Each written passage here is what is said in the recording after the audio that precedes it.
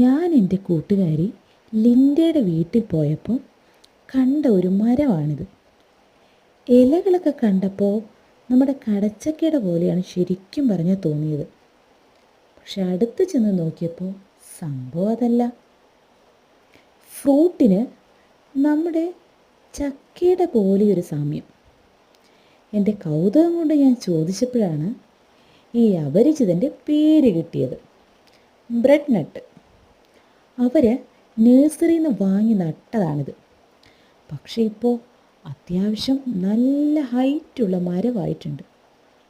പിന്നെ ലിൻഡയുടെ ഹസ്ബൻഡ് ഫ്രിഡ്ജിൽ മരത്തിലേണിയൊക്കെ വെച്ച് കയറി ബ്രെഡ് നട്ട് പറിച്ചു.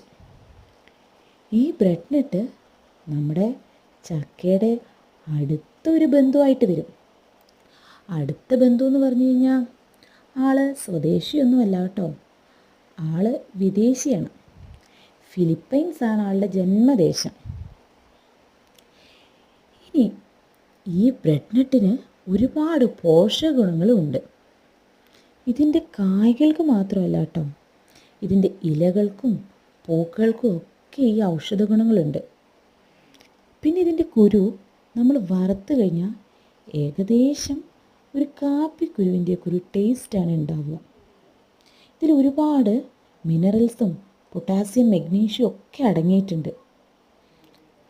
അപ്പോൾ ഞാൻ ചോദിച്ചു, ഇതിന് മെഡിസിനൽ പർപ്പസ് മാത്രമേ ഉള്ളോ?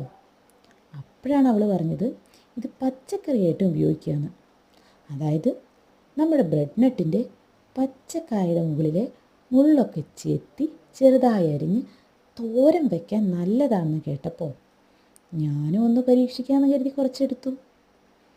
നല്ല തേങ്ങയും കാന്താരിയും ഒക്കെ ഇട്ട് നല്ല തോരൻ വെച്ച് കഴിഞ്ഞാൽ അടിപൊളി ടേസ്റ്റാണ് ബ്രെഡ് നട്ടിന്.